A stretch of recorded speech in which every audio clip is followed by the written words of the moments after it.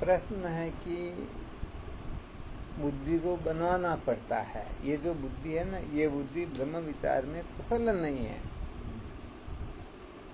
अब बुद्धि को बनवाने के लिए क्या करना होता है? सबसे पहले बुद्धि में जो कचरा भरा हुआ है उसको निकालना होता है। तो बुद्धि में कचरा क्या बता सकते हो?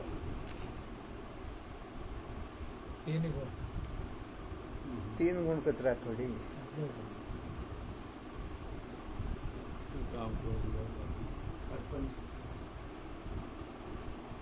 वापस बोलो। तमोगुण और रजोगुण। हाँ, क्या बात है, इनकी बुद्धि अच्छा काम कर रही है। अरे भाई, बुद्धि में तीन गुण होते हैं, तीनों गुण विद्यमान होते हैं। उसमें से कचरा जो है रजोगुण तमोगुण है। सतोगुण को तो रखना पड़ेगा ना, वरना फिर मतलब क्या हुआ? सत्वात संजायते ज्ञानम, सतोगुण से ज्ञान होता है ना जी। तो कचरे को निकालना पड़ता है। रजोगुण तमोगुण को निकालो और सतोगुण को रहने दो, क्योंकि सतोगुण तो पूरा का पूरा चाहिए ना। तो अपने पास जो है उतना तो रखो, और बाकी तो रजोगुण तमोगुण उसको निकालो। जब रजोगुण तमोगुण निकल जाएगा ना, तो फिर संतों के संग में किसी प्रकार की श्रम नहीं आएगी। फिर गुरुजनों का भी संग करेंगे ना तो कोई समस्या नहीं होगी, वरना तो रजोगुण तमोगुण के प्रभाव से अनेक प्रकार की कल्पना कर लेता है। इसलिए ये देव वासना लोक वासना आदि के कारण संतों का संग भी नहीं कर पाता। अनेक प्रकार की वासनाएं इसको इधर उधर करती रहती ना। इसलिए फिर जो सतोगुण है जितना अपने पास में उतना तो रखो, और फिर संतों का संग करके सतोगुण को अधिक बढ़ाओ। जितना सतोगुण अधिक बढ़ेगा उतने ही हम उत्तम कक्षा के जिज्ञासु होंगे। तो यहाँ पर बुद्धि को बनवाने से तात्पर्य है बुद्धि से रजोगुण तमोगुण निकले। परंतु ध्यान रखना, यहाँ पर रजोगुण तमोगुण को निकाल दिया, उसकी जगह सतोगुण नहीं भरा, तो उन्हें रजोगुण तमोगुण की, क्योंकि जगह तो खाली रहे ना, जगह खाली नहीं होती यहाँ पर। यहाँ पर तो कोई राजा स्वर्ग सिधार गया तो उसकी जगह पहले दूसरे राजा को बिठाएंगे, फिर कार्यक्रम होगा आगे का। तो ये खाली जगह नहीं रहनी चाहिए। तो रजोगुण तमोगुण को निकालो, तुरंत सतोगुण का प्राकट्य कैसे हो, बस इसी के लिए संतों का संग होता है। तो संतों के संग से यदि इसमें सतोगुण का प्रादुर्भाव होने लगे, तब तो रजोगुण तमोगुण कुछ नहीं कर पाएंगे। क्योंकि भाई सीट ही खाली नहीं है ना, कहाँ बैठे? जितनी कुर्सियां लगी हुई है, पहले ही कुर्सियों पर कोई बैठे हुए तो कोई आने वाला कहाँ बैठेगा? बाहर ही खड़ा रहेगा ना। तो वो क्या है कि सतोगुण तो इनके डर से निकल कर भग जाता, परंतु रजोगुण तमोगुण नहीं निकलते। इनको तो बड़ी सावधानी से निकालना पड़ता। वो समझदार हर कोई थोड़े होते हैं।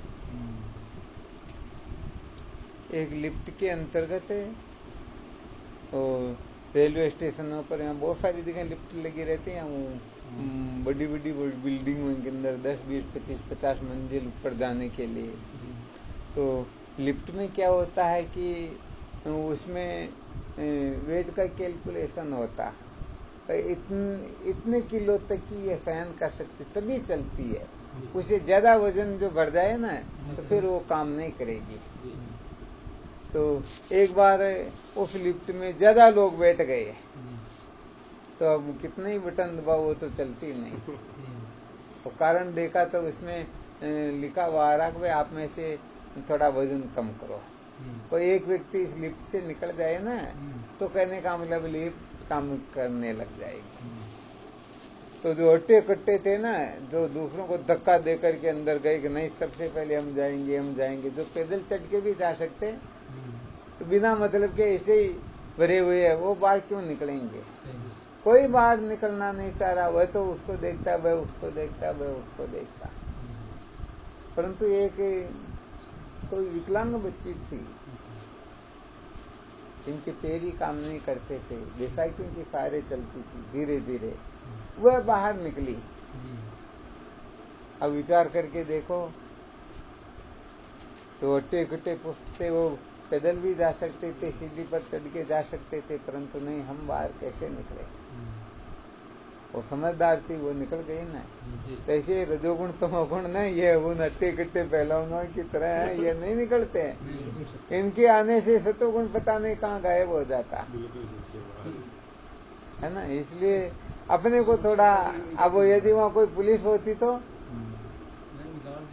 तो उसको बाहर निकलने, अरे भाई तुम रहे, और भी जो वृद्ध है या जो एसआई है वो रहेंगे, बाकी कचरा बाहर निकलो। सही तो ऐसे फिर संतों के सानिध्य से ये कचरा निकलने लगता है और सतोगुण का प्रादुर्भाव होने लगता है। तो बुद्धि को बनवाना पड़ता है। ये बुद्धि ब्रह्म विचार में योग्य नहीं है। आज जो अपना पास में बुद्धि है ना, आ मौज मस्ती मनोरंजन करवा वाली, धोखा देवा वाली, बेवकूफ बना वाली, स्वार्थ सिद्ध करवा वाली जो बुद्धि है, ये ब्रह्म विचार नहीं कर सकती। ये बुद्धि किसी काम की नहीं, इसलिए बुद्धि को बनवाना पड़ता है। और बुद्धि को बनवाने के लिए फिर संतों का संग करना होता है। संतों के संग से ही फिर बुद्धि, हाँ, ये प्रज्ञा जो है रितंबरा होती है, और रितंबरा बुद्धि में ही ब्रह्म विद्या का आविर्भाव होता है, और ब्रह्म विद्या से ही जीव जन्म मरण के चक्कर से मुक्त होता। इसीलिए संतों के संग की सबसे ज्यादा आवश्यकता है। जितना संतों का संग करोगे उतना ही जीवन धन्य होगा, ये बिल्कुल पक्का समझो।